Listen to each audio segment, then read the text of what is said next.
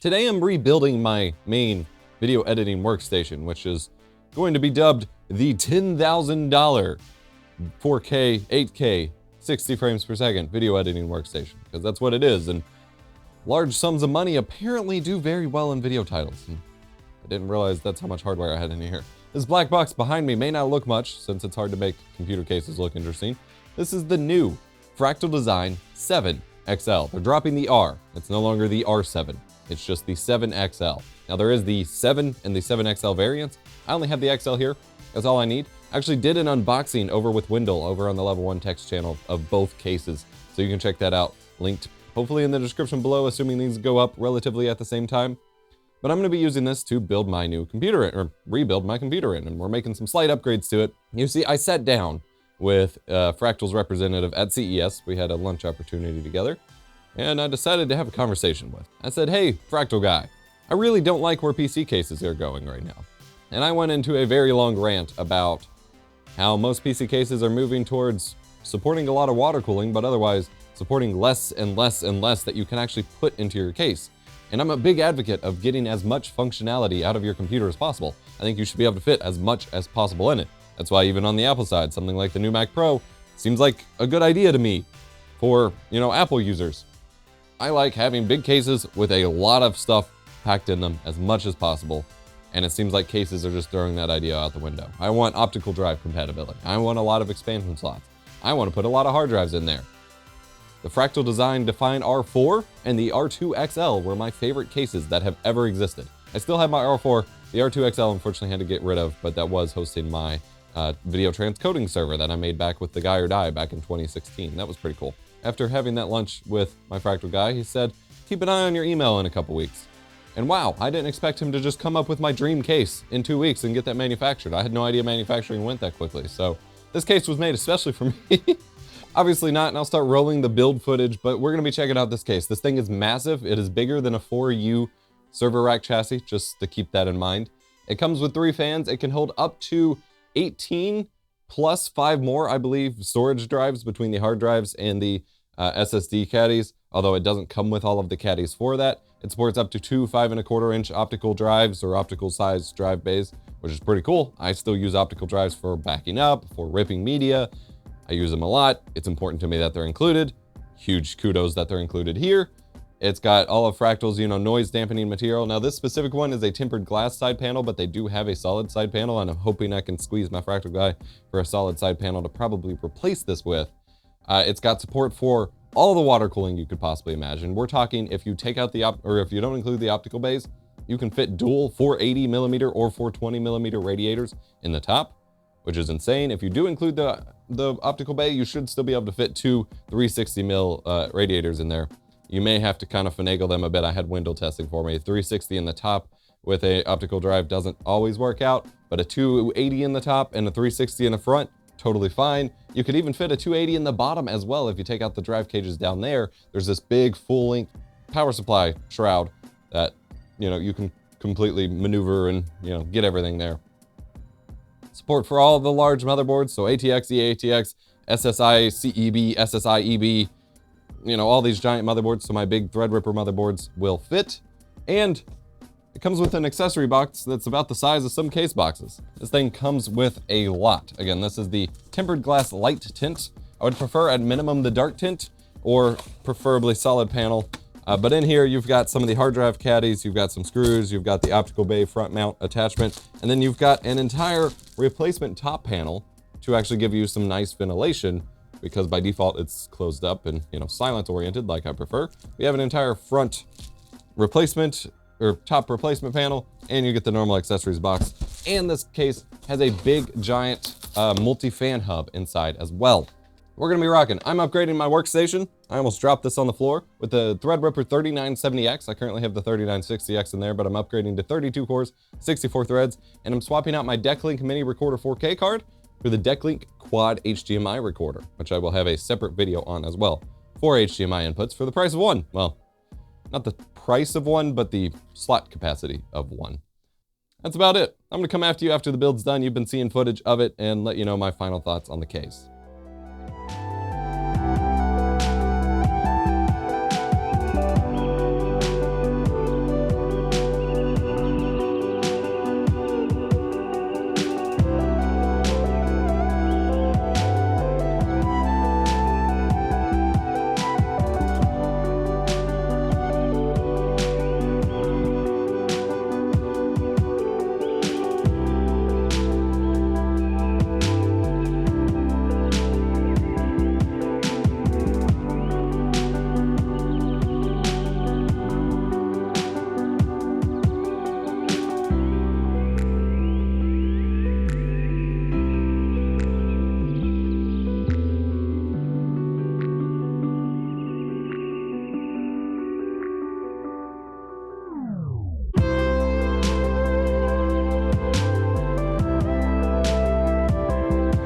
Well, I completely jinxed myself. I was about to get on camera and was thinking to myself, wow, this build went off without a hitch.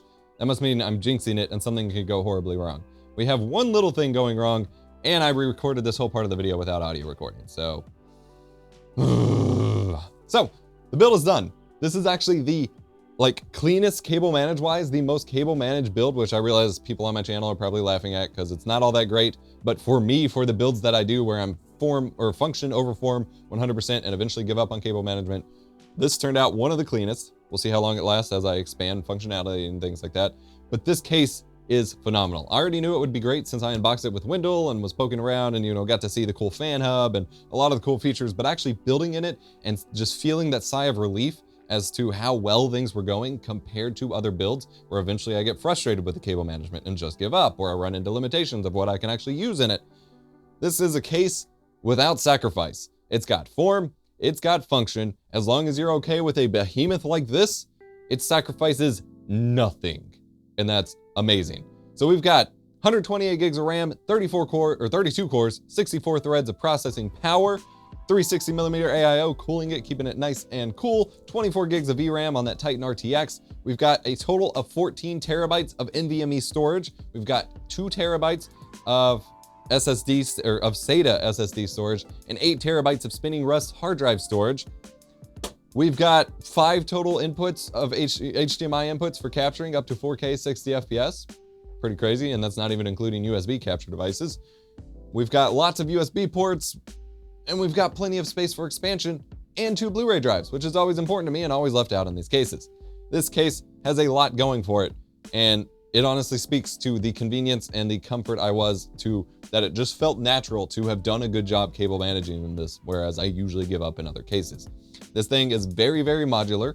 You know, you can't just pull the motherboard tray out and like flip it upside down or any of that weirdness, but you get to, you know, move and make it work to fit, you know, your needs. So for example, you have these shroud covers here that you can pull up or keep down as needed, depending on how far you're coming out with your radiator and things like that. There's this whole side wall here that you can actually move over to this side, take it out entirely, or you can peel off this protector layer and have your drive mounting bays here as well. So you can either hide your cables or keep it over here. Unfortunately, you can't keep it over on this side of the case with the radiator in there, or it's not really gonna fit. You can fit 2 optical drives in there if you use the optical drive tray. I did run into a bit of a weirdness. I can't find the piece. There is a little plastic filler piece that comes in the case accessories box that I thought was to, if you only use one of these optical drives, you can slide it underneath it or above it, and it fills that slot, blocks it off, so you don't just have a gaping hole in your case.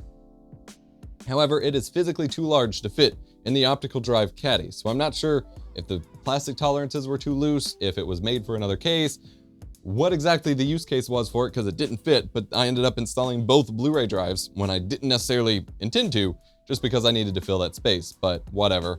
I got to move grommets around to use the bigger grommet sizing for my board.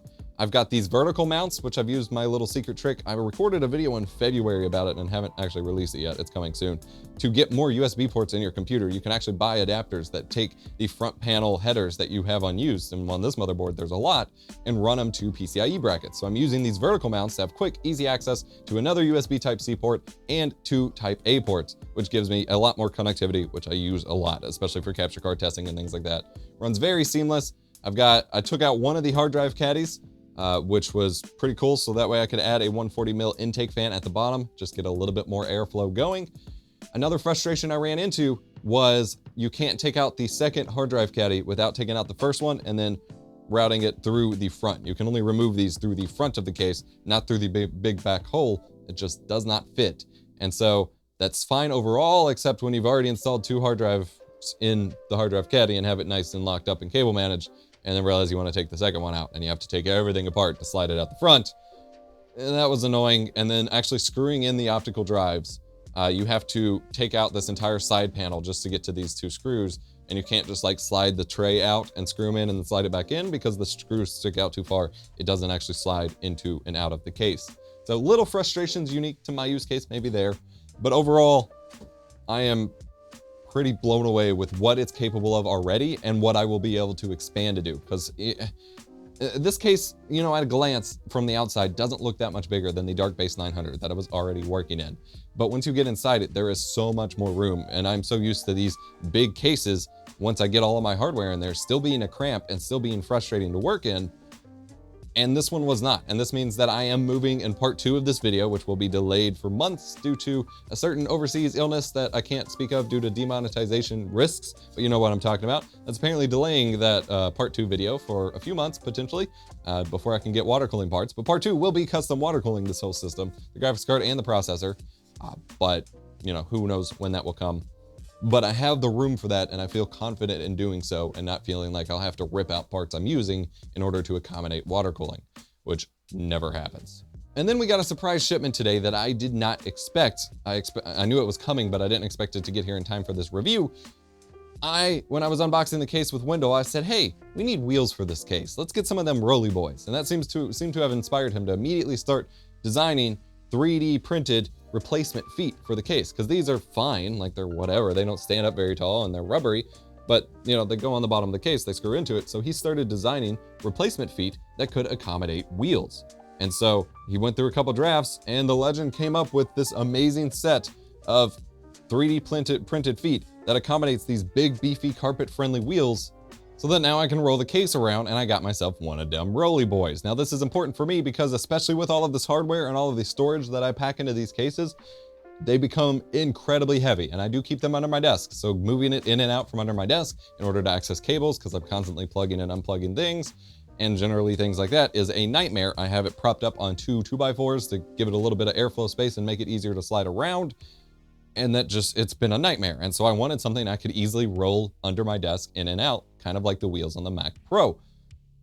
And now I can do that. And it adds a few inches of extra air gap to make those intake fans on the bottom have a little bit of more breathing room, which is freaking phenomenal. Wendell is awesome. Thank you so much, Wendell. Go subscribe to Level 1 Techs if you're somehow not already. But now this thing, you know, despite all the weight, just moves around without any issue. This thing rolls super lightweight, and the plastic is 3D printed so thick that I could run over it with a car and it's not gonna break. So I trust that it will last quite a long time. So I did run into one final hiccup. I booted up my system, all my drives were detected, everything seemed to be working fine. For whatever reason, my BIOS is not accepting a fan curve. I have it set to silent, which is that now, and it's totally fine with side panel on. It's super quiet.